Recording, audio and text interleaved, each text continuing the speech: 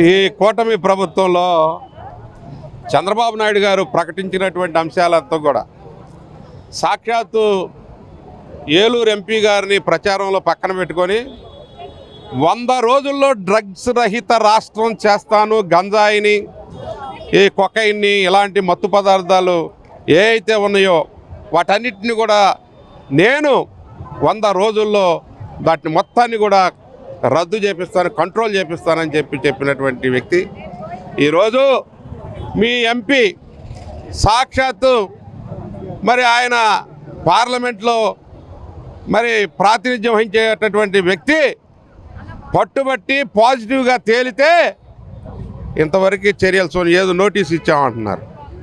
ఏమండి, సిగ్గుండాలి. భారత ప్రజాస్వామ్యంలో పార్లమెంట్లో అనేక చట్టాలు చేసేటటువంటి చట్టసభలో డ్రగ్స్లో పాజిటివ్ వచ్చి తెల్లారే పార్లమెంటుకి వెళ్ళి అటెండ్ అయ్యేటటువంటి మేము అడుగుతూ ఉన్నాం.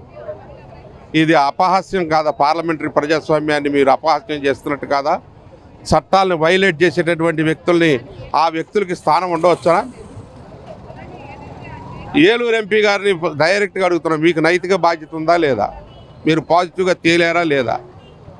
డాక్టర్స్ రిపోర్ట్ ఇచ్చిన తర్వాత ఆ కేసును నిర్వీర్యం చేయడానికి మీరు ప్రయత్నం చేశారు. ముందు యూరిన్లో నీళ్లు కలిపి మోసం చేయాలని ప్రయత్నం చేస్తే బ్లడ్లో దొరికిపోయింది.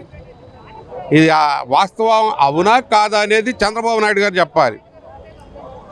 ఇప్పటికైనా వెంటనే సస్పెండ్ చేయండి.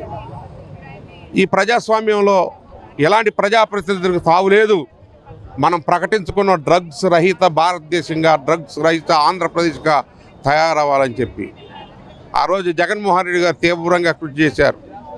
డ్రగ్స్ నియంత్రణకి, డ్రగ్స్ కంట్రోల్కి, గంజాయి కంట్రోల్కి తీవ్రంగా కంట్రోల్ ఏజెన్సీలో కొన్ని వేల ఎకరాలను ధ్వంసం చేసినటువంటి చరిత్ర వైఎస్ జగన్మోహన్ రెడ్డి గారికి దక్కుతూ ఉంది. మరి మీరేం చేస్తున్నారో ఒకసారి ఆలోచన చేయండి. ఎక్కడ పడితే అక్కడ డ్రగ్స్ దొరుకుతూ ఉన్నాయి. ఈవెన్ పల్లెటూరులో కూడా వచ్చేసినాయి. గంజాయి మత్తులో యువత ఊగుతూ ఉంది. అందుకనే మీరు యాక్షన్ తీసుకుంటే ప్రతి ఒక్కరికి భయం వస్తుంది. మీరు ఈ కూటమి ప్రభుత్వం చెప్పేవన్నీ కూడా మాటలు, నీటి మూటలు, చట్టాలను వైలేట్ చేస్తున్నారు. మీరు చెప్పిన వాగ్దానాలను అమలు చేయట్లేదు. అందుకనే ఏలూరు ఎంపీ గారి మీద వెంటనే చర్యలు తీసుకోవాలని చెప్పి డిమాండ్ చేస్తాం.